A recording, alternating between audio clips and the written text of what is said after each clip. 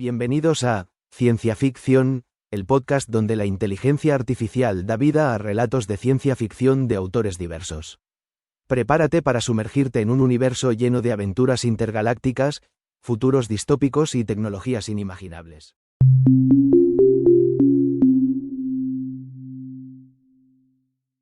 Relato: Nieve, escrito por John Crowley en 1985.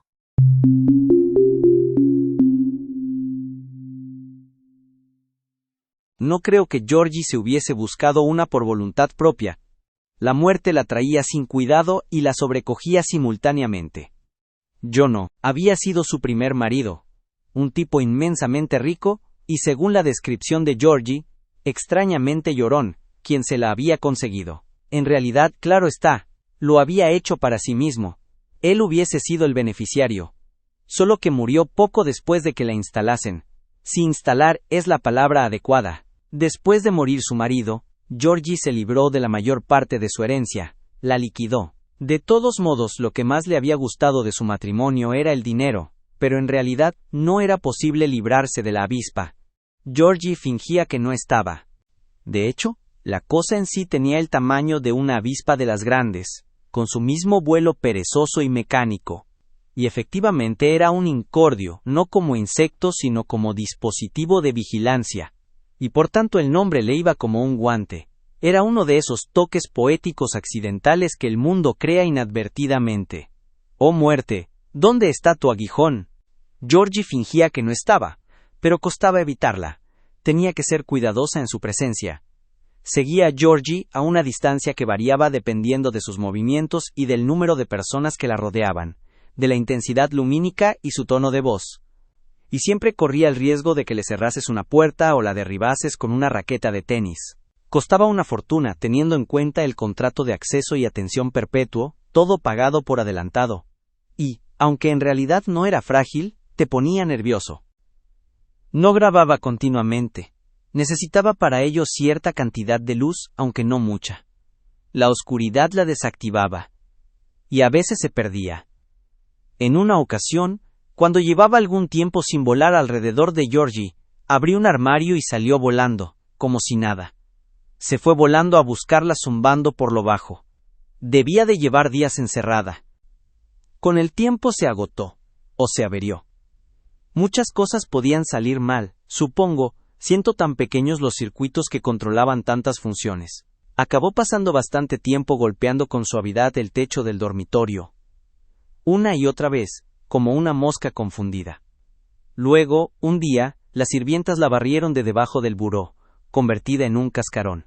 Para entonces había transmitido al menos 8.000 horas, 8.000 era el mínimo garantizado, de Georgie, de sus días y horas, sus entradas y salidas, sus palabras y movimientos, su ser con vida, todo archivado, ocupando apenas espacio en el parque. Y luego, cuando llegase el momento, yo podría ir allí, al parque a decir una oración un domingo por la tarde, y en el tranquilo paisaje circundante como lo describía el parque, localizaría su cámara de descanso personal, y allí, en la intimidad, gracias al milagro de los sistemas modernos de almacenamiento y recuperación de información, podría acceder a ella, con vida, a ella tal como era en todo momento, sin cambiar ni envejecer jamás, y más fresca, como decía el folleto del parque, que en los recuerdos siempre verdes.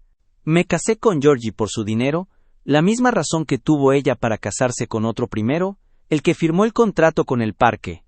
Creo que ella se casó conmigo por mi aspecto. Siempre le gustó el buen aspecto físico de un hombre. Yo quería escribir. Hice el cálculo que hacen más mujeres que hombres, y decidí que vivir mantenido y pagado por una esposa rica, me daría la libertad para hacerlo, para desarrollarme. El cálculo no me salió mejor que a la mayoría de las mujeres. Yo cargaba con una máquina de escribir y una maleta de papeles variados desde Ibiza a Gestad, de Vial a Londres, y tecleaba en las playas y aprendía a esquiar. A Georgie le gustaba verme vestido para esquiar. Ahora que ese buen aspecto ha desaparecido casi por completo, puedo recordar mi antiguo yo como un joven cachas y comprobar que en cierta forma era una rareza, un tipo de persona que abunda más entre las mujeres que entre los hombres, el bello inconsciente de su belleza, consciente de que afecta profundamente a las mujeres y más o menos instantáneamente pero no sabe por qué. Cree que le escuchan y le comprenden, que aprecian su alma, cuando todo lo que ven son sus ojos de largas pestañas y una muñeca fuerte, cuadrada y bronceada ejecutando un gesto encantador. Es confuso. Para cuando me di cuenta de por qué me habían consentido, cuidado y escuchado durante tanto tiempo, cuando comprendí la razón por la que era interesante, ya no era tan interesante como había sido. Más o menos al mismo tiempo me di cuenta de que jamás sería escritor. La inversión de Georgie empezó a no parecerle tan buena y mis cálculos habían dejado de tener sentido, solo que para entonces, muy inesperadamente, había llegado a amar mucho a Georgie, y ella, igual de inesperadamente, había llegado a amarme y a necesitarme, tanto como se puede necesitar a alguien. Realmente nunca nos separamos, aunque cuando murió hacía años que no la veía. Llamadas telefónicas, al alba o a las 4 de la madrugada, porque ella, a pesar de sus viajes, nunca comprendió que el mundo gira y que las horas de cóctel se van con él. Era una mujer alocada, derrochadora y feliz, carente de cualquier malicia, constancia o ambición, fácil de contentar y fácil de aburrir y extrañamente serena a pesar del ritmo frenético con el que vivía. Apreciaba las cosas, las perdía y las olvidaba, cosas, días, personas. Pero se divertía, y yo me divertía con ella. Ese era su talento y su destino, no siempre fácil. En una ocasión, de resaca en un hotel de Nueva York, contemplando a través de un ventanal una súbita nevada, me dijo: Charlie, voy a morir de diversión. Y así fue. Jugando con la nieve en Austria. Fue de las primeras en conseguir uno de esos leopardos de nieve. Bestias silenciosas, tan rápidas como un fueraborda. Alfredo me llamó a California para contármelo. Pero a causa de la distancia, de su acento y de sus ansias de dejar claro que no era culpa suya, no comprendí los detalles. Yo seguía siendo su esposo, su pariente más cercano, heredero de lo poco que tenía y también beneficiario del concepto de acceso al parque. Por suerte, los servicios del parque incluían recogerla del depósito de cadáveres de Gesta y depositarla en la cámara de la unidad californiana. Aparte de firmar papeles y aceptar la entrega cuando Georgie llegó en un avión de carga a Van Nuys, no tuve que hacer nada. El representante del parque fue muy solícito y se aseguró de que comprendiese cómo acceder a Georgie, pero yo no presté atención. Supongo que soy hijo de mi tiempo. Todo lo relativo a la muerte, al hecho de morir, al destino de los restos y la situación de los vivos afrontando el hecho de la muerte, me parecía grotesco, vergonzoso, inútil. Alguien a quien quería estaba muerto. Por tanto, voy a vestirme de payaso, hablar al revés y comprar máquinas caras para compensarlo. Regresé a Los Ángeles. Más o menos un año después, el contenido de algunas cajas de seguridad de Georgie me llegó a través de su abogado. Algunos bonos y demás, y una pequeña caja de acero forrada de terciopelo que contenía una llave con muchas muescas a ambos lados y con una cabeza de plástico liso, como la llave de un coche caro. ¿Por qué fui al parque esa primera vez? Básicamente porque lo había olvidado. Recibir esa llave por correo había sido como encontrarse con un montón de viejas fotografías que no miraste cuando eran nuevas porque no contenían el presente, pero que al envejecer acabaron conteniendo el pasado. Sentía curiosidad. Comprendía muy bien que el parque, y su concepto de acceso, podía no ser más que una broma cruel a costa de los ricos, para que no perdieran la ilusión de que podían comprar lo que no se puede comprar, como la moda criónica de 30 años antes. Una vez en Ibiza, Georgie y yo nos encontramos con una pareja alemana que tenía un contrato con el parque. Su avispa flotaba por sus alrededores como un paráclito, y les hacía muy conscientes de sí mismos. Parecían estar constantemente ensayando el espectáculo eterno que se almacenaba para sus descendientes. Sus muertes habían acabando controlando sus vidas, como si fuesen faraones. ¿Excluían, se preguntó Georgie, a la avispa de su dormitorio, o su presencia allí los animaba a esforzarse más, a demostrar el amor eterno y el vigor admirable, para que los apreciasen los todavía no nacidos? No, así era imposible escapar a la muerte, de la misma forma que no se conseguía con las pirámides o con misas a perpetuidad. No me encontraría a Georgie rescatada de la muerte. Pero había 8000 horas de su vida conmigo, horas de verdad, almacenadas con más cuidado que en mi porosa memoria. Georgie no había excluido a la avispa de su dormitorio, nuestro dormitorio, y ella, que nunca había fingido para nadie, no concebía fingir para la avispa. Y también saldría yo sin duda, atrapado sin querer por la atención de la avispa. De esas miles de horas habría cientos de mí, y justo en esa época, ese yo había empezado a resultarme problemático, hacer algo que era preciso descifrar, algo sobre lo que era preciso reunir pruebas y valorarlas. Tenía 38 años.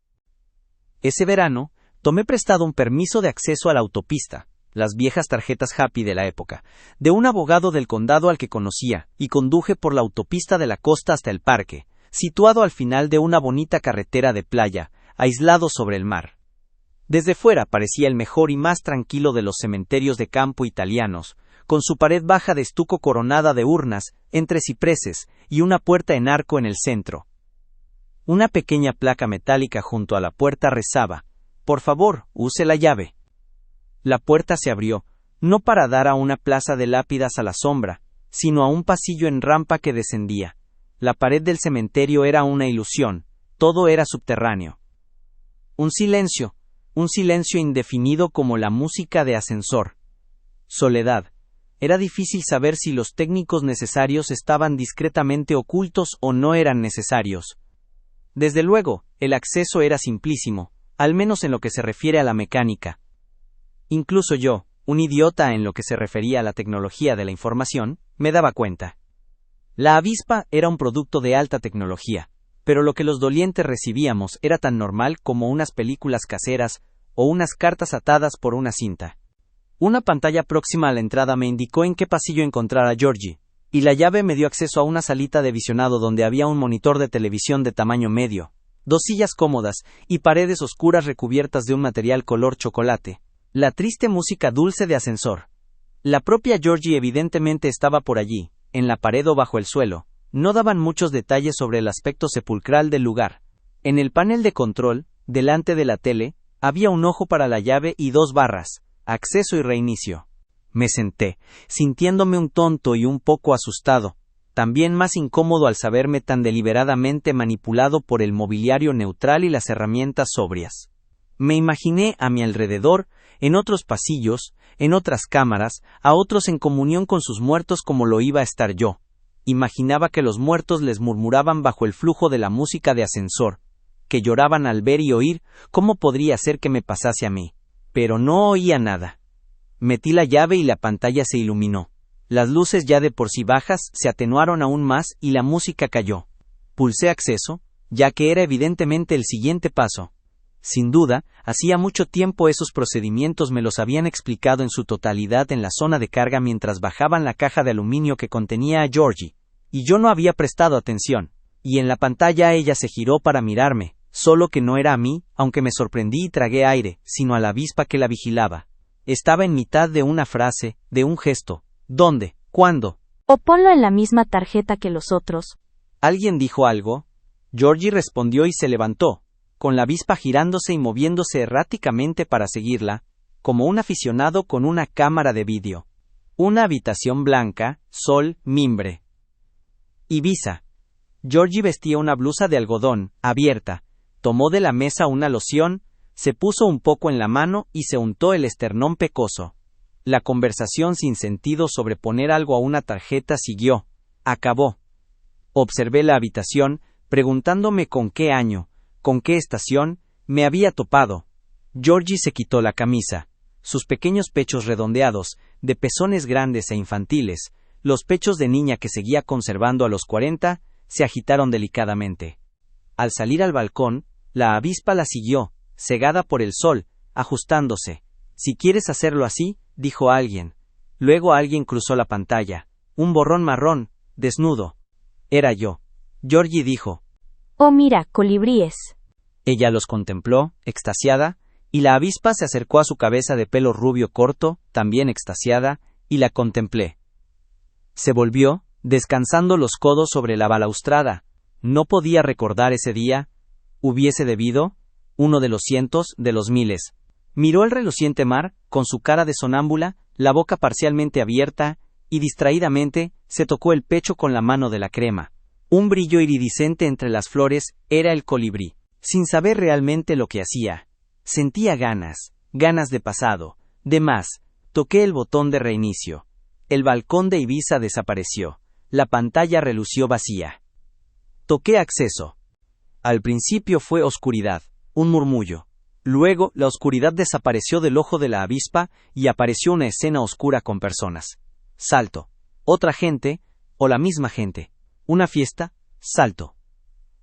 Aparentemente la avispa, estuviese donde estuviese, se estaba activando y desactivando según los cambios de luz.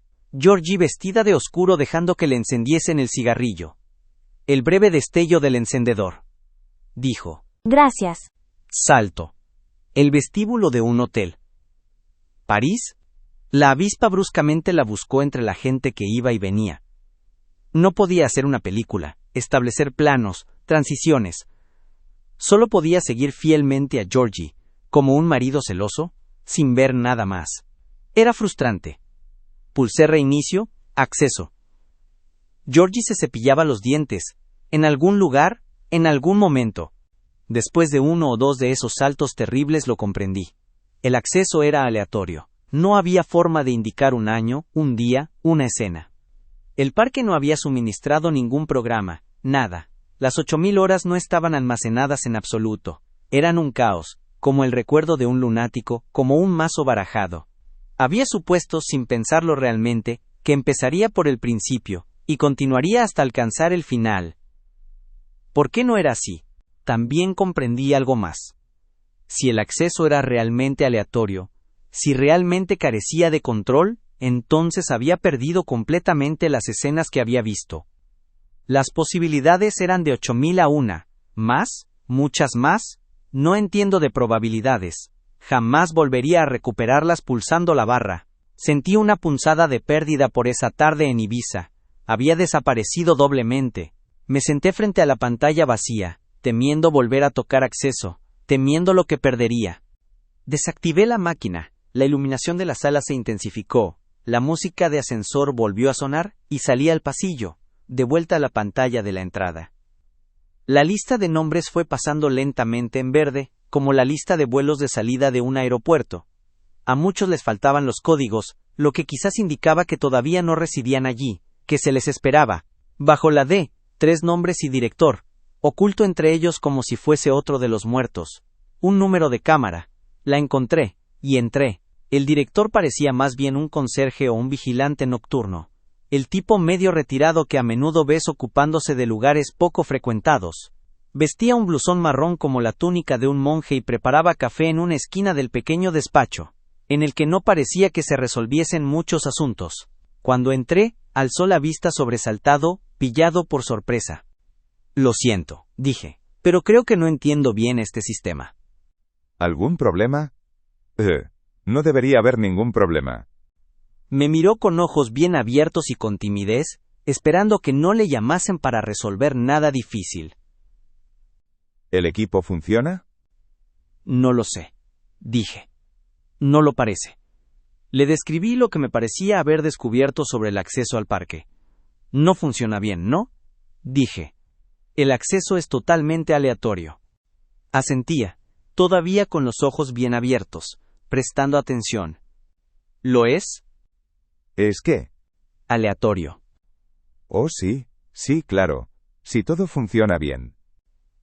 Durante un momento no se me ocurrió nada más que decir. Contemplándole asentir tranquilizadoramente. ¿Por qué? Pregunté.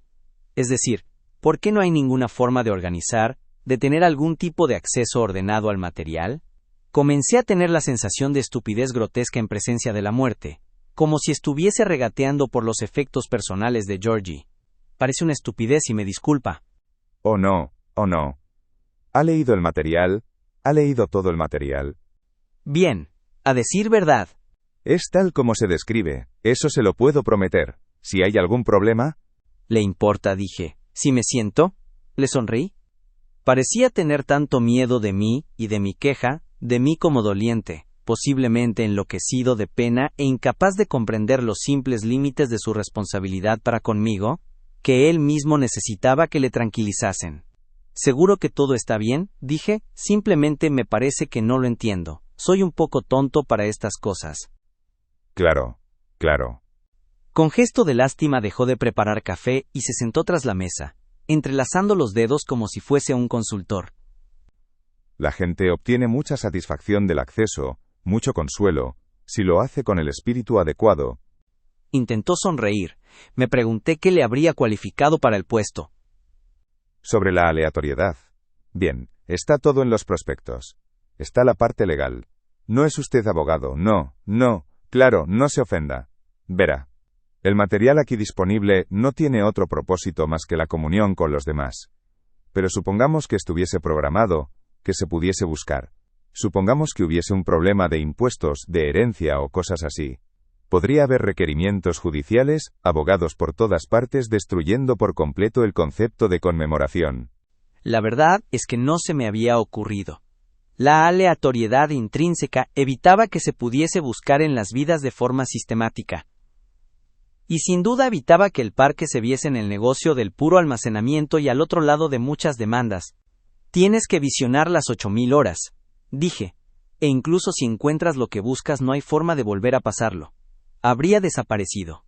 Se estaría hundiendo en el pasado aleatorio incluso mientras lo estuvieras mirando, como esa tarde en Ibiza, esa fiesta en París. Perdido. Él sonrió y asintió. Yo sonreí y asentí. Le contaré algo. Eso no lo previeron. La aleatoriedad fue un efecto secundario, un efecto del proceso de almacenamiento. Pura suerte. La sonrisa se invirtió, la frente se le arrugó por la seriedad. Verá, aquí almacenamos a nivel molecular. Por los problemas de espacio tenemos que llegar a ese nivel. Si hubiésemos optado por un almacenamiento convencional, ¿cuánto espacio hubiese hecho falta? Si el concepto de acceso se hiciera popular, mucho espacio. Así que optamos por las trampas de vapor y el seguimiento continuo. Del tamaño de una uña. Todo está explicado en los folletos. Me miró de una forma extraña.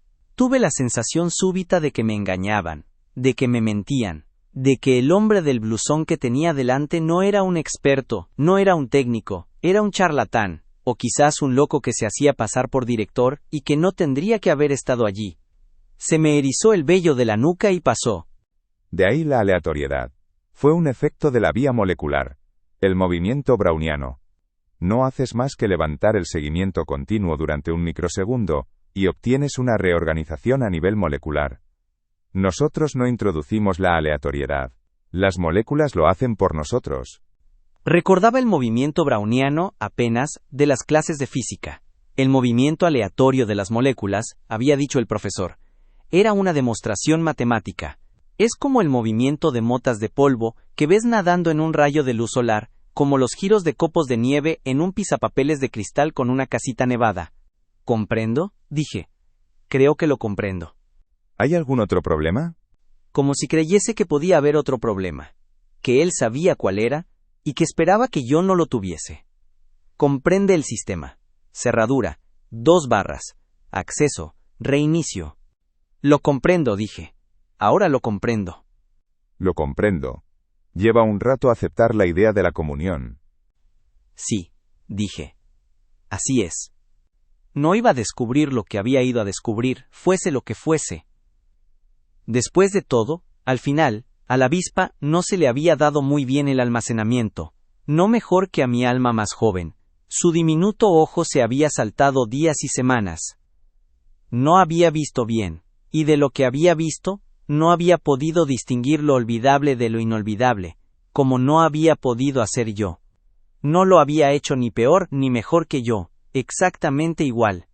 Y sin embargo, ella se había puesto en pie en Ibiza, se había untado el pecho con loción, y me había dicho, «Oh, mira, colibríes».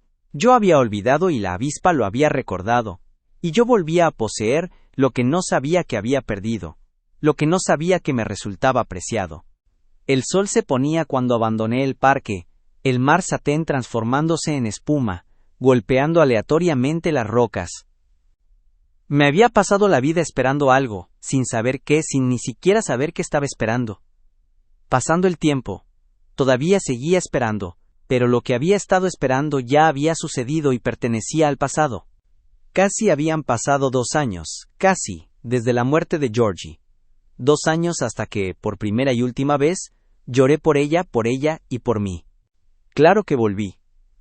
Después de mucho trabajo y algunos dólares correctamente invertidos, me conseguí una tarjeta Happy propia. Como mucha gente de esa época, tenía tiempo de sobra. Y a menudo en las tardes vacías, nunca un domingo, Tomaba por la autopista descuidada y llena de hierba y recorría la costa. El parque siempre estaba abierto. Me hice a la idea de la comunión. Ahora, después de centenares de horas pasadas bajo tierra, ahora, cuando hace tanto tiempo que he dejado de atravesar esas puertas, creo que he perdido la llave. En cualquier caso, no sé dónde buscarla. Sé que la soledad en la que me sentía inmerso era real. Los observadores a mi alrededor, los oyentes que intuía en las otras cámaras, en general solo estaban presentes en mi imaginación. Allí, rara vez había alguien. Aquellas tumbas estaban tan abandonadas como lo están habitualmente las tumbas en todas partes. O a los vivos no les interesaba demasiado visitar a los muertos. ¿Les ha interesado alguna vez? ¿O los compradores esperanzados habían acabado descubriendo el fallo en el concepto de acceso? Como lo descubrí yo al final. Acceso y ella saca vestidos, uno a uno, del armario, se los pega al cuerpo, estudia el efecto mirándose en un espejo de cuerpo entero, y los vuelve a guardar. Tiene esa expresión extraña, que solo pone cuando se mira en el espejo, una expresión que solo está destinada a sí misma, que en realidad es muy poco propia de ella. La Georgie del espejo. Reinicio. Acceso. Por una curiosa coincidencia ahí está mirándose a otro espejo. Creo que a la avispa la confundían los espejos. Se aparta, la avispa se ajusta. Hay alguien dormido, enredado en las sábanas de una enorme cama de hotel. Por la mañana, un carrito del servicio de habitaciones. Oh, el Algonquín, yo mismo, invierno. La nieve cae al otro lado del ventanal. Busca en el bolso, saca un frasco pequeño, se traga una pastilla con el café, sosteniendo la taza por el cuerpo, no por el asa. Me agito, muestro una cabeza de pelo revuelto. Conversación, ininteligible. Habitación gris, luz blanquecina de nieve, color degradado. Ahora, pensé, mirándonos, la poseeré. La tomaría en la próxima hora, o ella a mí, apartando las sábanas, abriendo su pijama pálido. Ella va al baño, cierra la puerta. La avispa mira estúpidamente, excluida, transmitiendo la puerta. Al final pulso reinicio. ¿Pero qué? Me pregunté. ¿Habría visto de haber tenido paciencia y esperado? Resulta que el tiempo también requiere un tiempo desmesurado. Su derroche, su pérdida no es un buen espectáculo. Lo divertido que puede ser sentarse a vaguear con la mirada perdida y saboreando tu propio ser toda una tarde, no es nada divertido verlo. La espera es insoportable. ¿Cuán a menudo, en 5 años, en 8.000 horas de luz solar o luz artificial, podíamos haber estado juntos? ¿Cuánto tiempo habíamos invertido en hacer el amor? ¿100 horas? ¿200 horas? No era muy probable que diese con una de esas escenas. La oscuridad se había tragado la mayoría, y las otras se habían perdido en los intersticios de interminables horas empleadas en comprar, leer, pasadas en aviones y coches, dormidos, separados. Era inútil. Acceso. Había encendido una lamparita de noche. Sola. Busca entre los pañuelos de papel y las revistas de la mesilla. Encuentra un reloj, lo mira atontada, lo gira, vuelve a mirar, y lo deja. Hace frío. Se entierra en las mantas, bostezando, mirando, luego lleva una mano al teléfono, pero se limita a descansarla allí, pensando.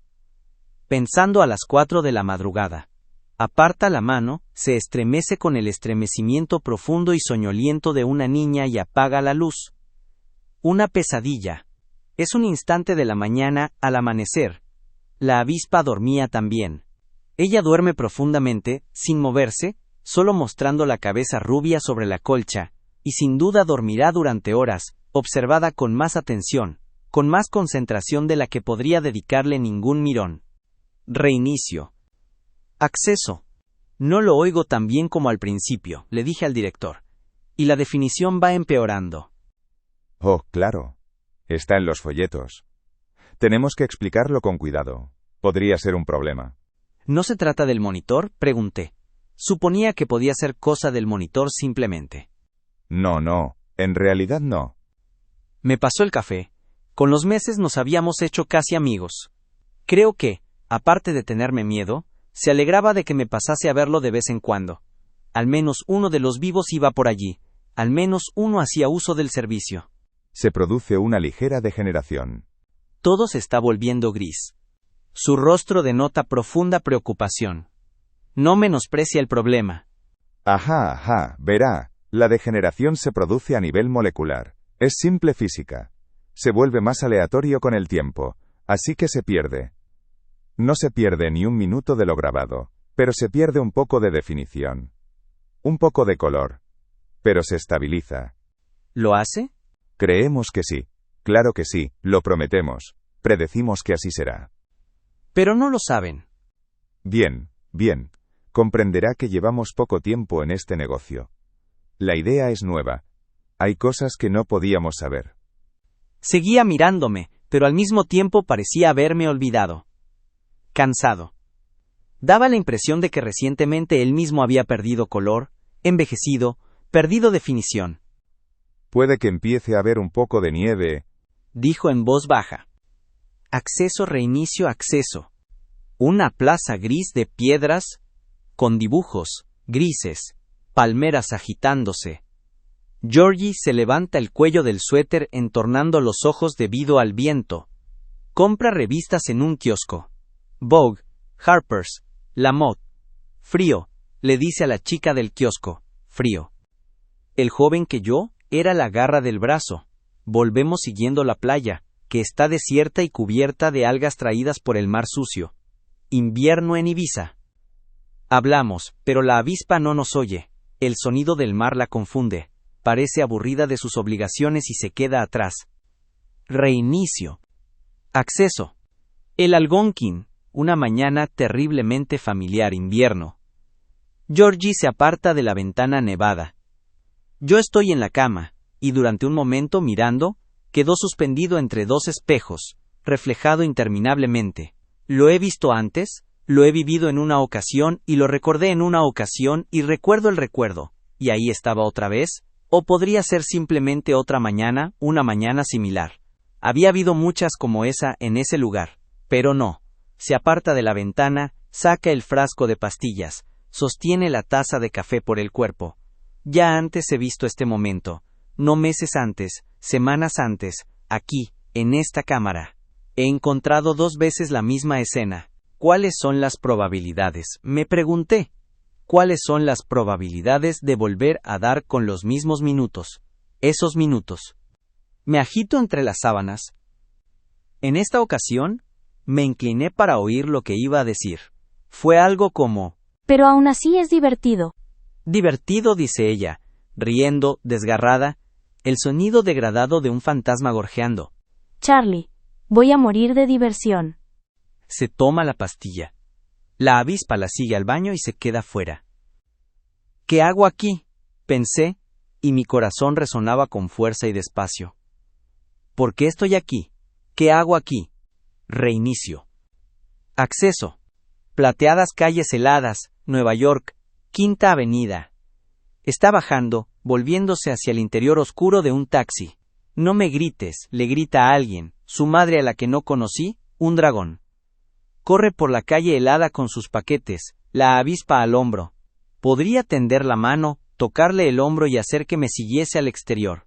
Alejarnos, perdidos en la masa incolora de tráfico y gente, imposibles de discernir en esa suavizada imagen nevada. Algo iba muy mal. Georgie odiaba el invierno. Durante casi todo el tiempo que estuvimos juntos huimos de él, como a principios de año, buscando el sol que se había ido a otra parte. Austria, estaba bien unas semanas, los pueblecitos de juguete y la nieve azucarada y brillante, hábiles esquiadores.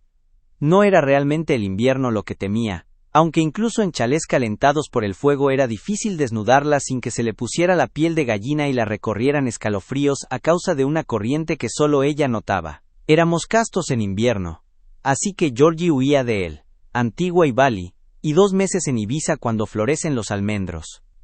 Era una primavera continua y falsa, insípida, que duraba todo el invierno. ¿Cuántas veces podía haber nevado mientras la avispa la observaba? No muy a menudo. En contadas ocasiones que yo mismo hubiese podido contar de haber recordado como recordaba la avispa. No muy a menudo.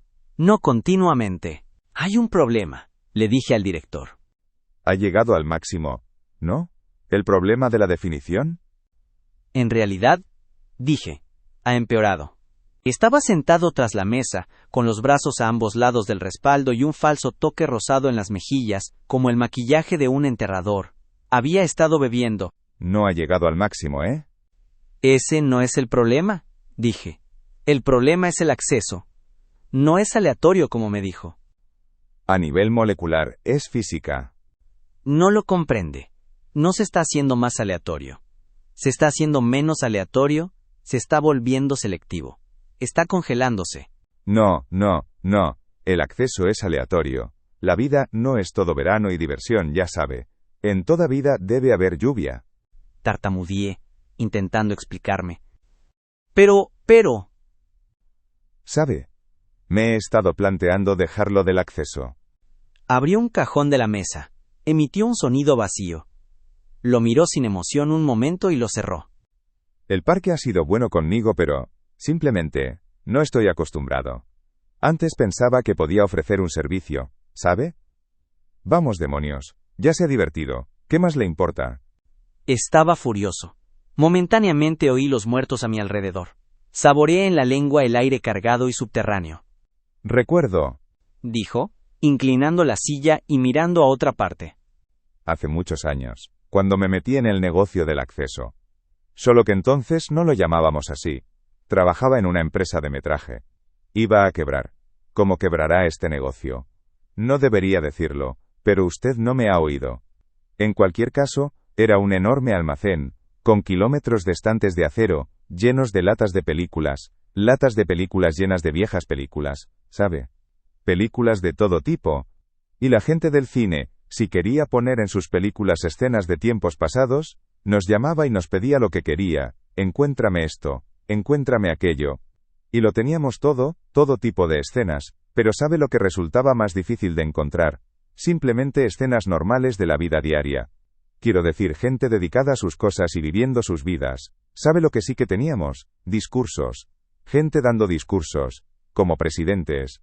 Podíamos tener horas de discursos, pero no gente simplemente, como diría, lavando la ropa, sentada en el parque. Podría deberse únicamente a la recepción, alguna cosa así.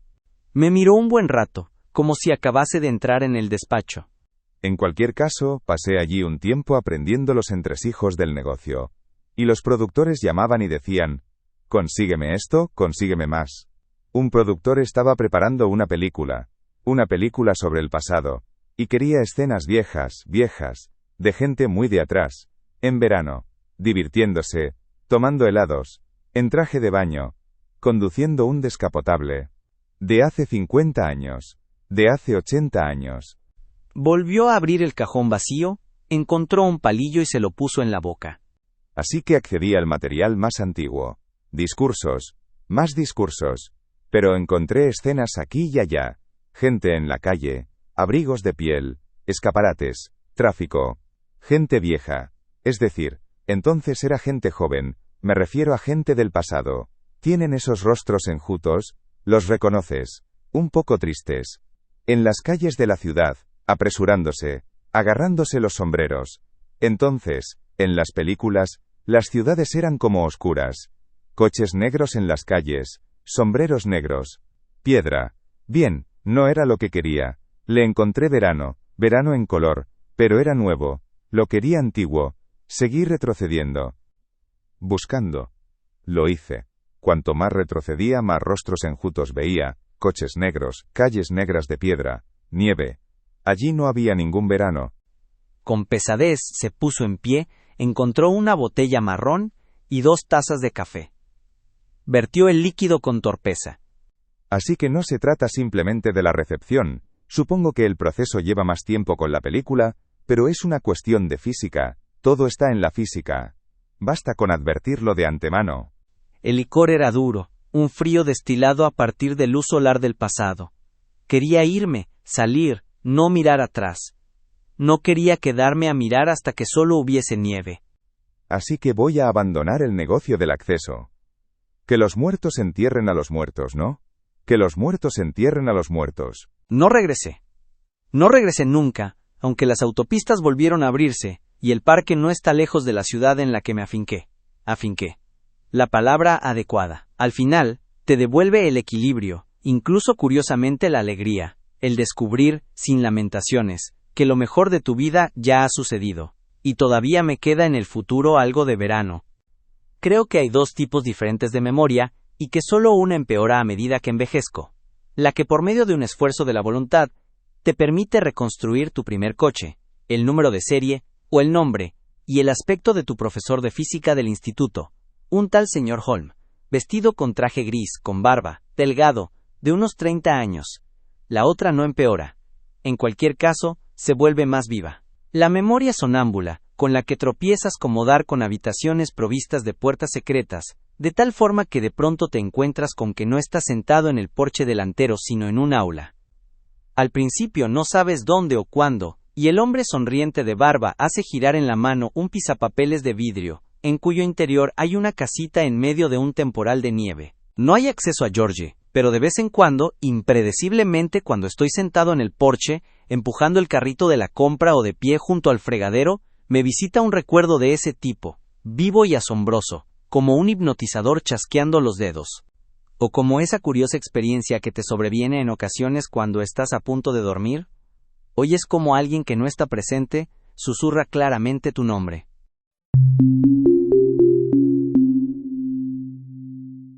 Gracias por acompañarnos en este episodio de Ciencia Ficción. Esperamos que hayas disfrutado del viaje a través de estos fascinantes relatos de ciencia ficción. No olvides suscribirte a nuestro podcast para no perderte ninguno de los emocionantes episodios que tenemos preparados para ti. Nos puedes encontrar en todas tus plataformas favoritas: Spotify, Amazon Music, Apple Podcasts, YouTube Music y muchas más. Si te ha gustado este episodio, por favor, comparte el podcast con tus amigos y déjanos una reseña. También te invitamos a visitar nuestro podcast hermano llamado Ciencia, donde analizamos artículos científicos. Tu apoyo nos ayuda a seguir explorando nuevos mundos y a llevarte más historias increíbles. Hasta la próxima aventura, y recuerda, la imaginación no tiene límites.